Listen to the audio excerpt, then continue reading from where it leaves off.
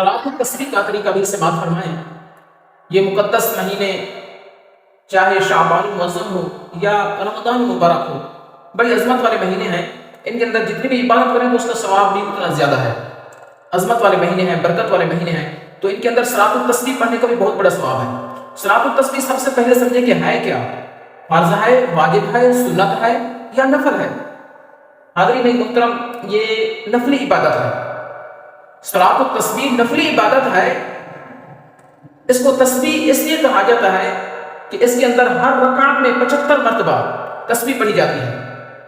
صلاۃ التسبیح کو تسبیح اس لیے کہا جاتا ہے کہ اس نماز کی ہر رکعت میں 75 مرتبہ تسبیح پڑھی جاتی ہے۔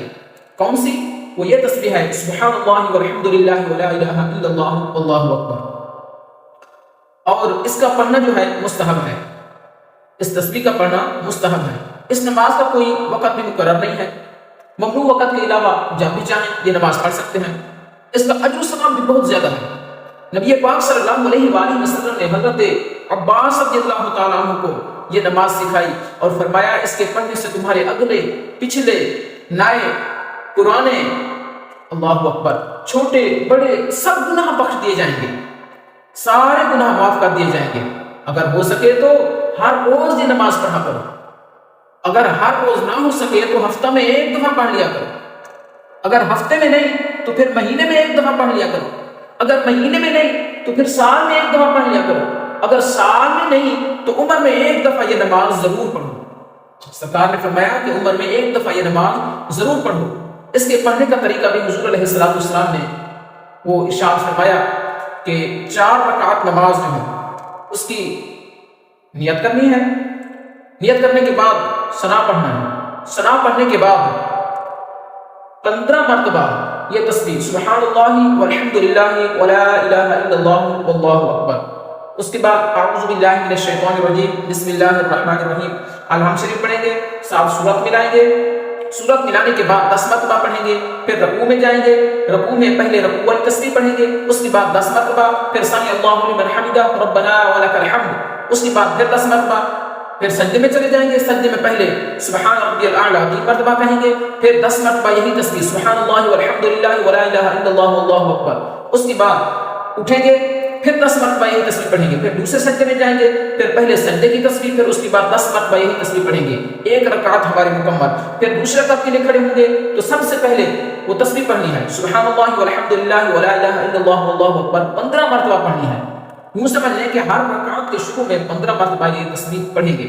اس کے بعد الحمد شریف پڑھیں گے، سورت ملائیں گے۔ سورت ملانے کے بعد پھر 10 مرتبہ پڑھیں گے، پھر رکوع میں جیسے پہلی رکعت میں کیا تھا ایسے ہی پڑھتے جائیں گے۔ 2 رکعتیں جب ہماری مکمل ہوں گی اتحیات شریف پہ بیٹھیں گے۔ اتحیات شریف پڑھنے کے بعد عبدہ ورسولہ جب پڑھ لیں گے اس کے بعد درود شریف بھی پڑھیں گے، دعا بھی پڑھیں گے۔ جب تیسری رکعت کے لیے کھڑے ہوں گے تو سب سے پہلے ثنا پڑھنا ہے سبحانک اللہم، سب سے پہلے ثنا پڑھنا ہے۔ ثنا پڑھنے کے بعد پھر 15 مرتبہ یہی تسبیح پڑھنی ہے۔ پھر الحمد شریف پڑھیں گے، سورت ملائیں گے، 10 مرتبہ پڑھیں گے، پھر رکوع میں جائیں گے۔ رکوع کی تسبیح کے بعد 10 مرتبہ پڑھیں گے سمی اللہ لمن حمدہ ربنا ولک الحمد کی تسبیح پہلے پڑھیں گے، اس کے بعد پھر سبحان اللہ والحمد للہ ولا الہ الا اللہ واللہ اکبر۔ پھر سجدے سے سر اٹھائیں گے، پھر بیٹھیں گے، 10 مرتبہ پھر پڑھیں گے، پھر سجدے میں جائیں گے، پہلے سجدے کی تسبیح، پھر 10 مرتبہ پڑھیں گے۔ یہ ہماری 3 رکعتیں مکمل ہو گئیں۔ اب اللہ اکبر کہتے ہوئے چوتھی رکعت کے لیے کھڑے ہوں گے، پہلے 15 مرتبہ یہی تسبیح پڑھیں گے۔ یہی تسبیح پڑھنے کے بعد پھر جیسے باقی رکعتیں 3 گزشتہ رکعتیں پڑھی ہیں اسی طرح اس رکعت کو مکمل کرنے کے بعد اتحیات شریف پہ بیٹھیں گے، درود شریف پڑھیں گے، اس کے بعد دعا پڑھ کر سلام پھیر دیں گے۔ اب اس کے اندر کچھ فقہی مسائل بھی ہیں، ان کا جاننا بھی ہمارے لیے بہت ضروری ہے۔ وہ مسائل کیا ہیں؟ وہ یہ ہے کہ تسبیحات میں کمی بیشی ہو جائے، کمی بیشی ہو جائے تو سجدہ سہو لازم نہیں ہوگا۔ یہ نہ سمجھیں کہ ایک تسبیح چھوٹ گئی ہے، 2 چھوٹ گئی ہیں، ہم نے زیادہ پڑھ لی یا کم پڑھ لی تو ہمارے اوپر سجدہ سہو جو ہے واجب ہو گیا، نہیں، سجدہ سہو لازم نہیں ہوگا۔ اگر کوئی تسبیح کسی جگہ پڑھنا بھول گیا تو دوسرے نزدیک کے رکن میں باقی تعداد پوری کر لے، یعنی قیام میں بھول گیا ہے تو رکوع میں وہی تسبیح پڑھ لے، اور رکوع میں بھول گیا ہے تو سمی اللہ لمن حمدہ ربنا ولک الحمد کے بعد نہ پڑھے بلکہ یہ تسبیح سجدہ میں جا کر پڑھے۔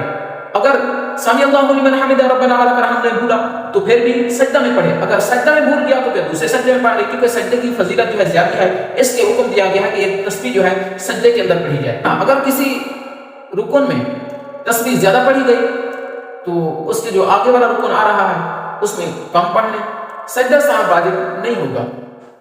تو ان دونوں صورتوں میں تسبیحات دوبارہ جو ہے نہ پڑھنے کی وجہ سے سجدہ سہو واجب نہیں ہوگا، چاہے کم ہو جائے یا زیادہ ہو جائے۔ اب آتے ہیں کہ صلاۃ التسبیح میں کون کون سی صورتیں پڑھنی چاہیے، اس کے بارے میں بھی حضرت سیدنا ابن عباس رضی اللہ تعالی عنہما سے پوچھا گیا کہ حضور یہ ارشاد فرمائیے کہ صلاۃ التسبیح کے اندر کون سی صورتیں پڑھی جائیں، تو آپ نے ارشاد فرمایا کہ پہلی رکعت کے اندر سورۃ التکاثر، اور دوسری رکعت کے اندر سورۃ العصر، تیسری رکعت کے اندر سورۃ الکافرون، اور چوتھی رکعت کے اندر قل هو اللہ احد شریف پڑھنا۔ تو اس نماز کی بہت ہی برکت ہے، بڑی فضیلت ہے اس نماز کے پڑھنے کی۔ تو جیسے ہم پھر نمازوں کا ہم اہتمام کرتے ہیں تو اسی طرح یہ تو نفلی عبادت ہے، یہ نفلی عبادت ہے۔ حضور علیہ السلام نے ارشاد فرمایا کہ اس کے پڑھنے سے اگلے پچھلے نئے پرانے سارے گناہ معاف کر دیے جائیں گے۔ یہ تو نفلی نماز پڑھنے کی اتنی فضیلت ہے، تو جو بندہ فرض نماز نہیں چھوڑتا، فرض نماز بھی بڑے اہتمام کے ساتھ پڑھتا ہے، تو اللہ پاک اس کو کتنی اجر و ثواب عطا فرمائے گا۔ ہمیں چاہیے ہم سب کو نماز پنجگانہ کے ساتھ ساتھ نفلی عبادت کرنے کی اللہ پاک زیادہ سے زیادہ توفیق عطا فرمائے، اور ہم سب کو نبی پاک صلی اللہ علیہ وآلہ وسلم کی شریعت مطہرہ پہ چلتے ہوئے ہم سب کو زندگی بسر کرنے کی توفیق عطا فرمائے۔ وآخر دعوانا ان الحمد للہ رب العالمین۔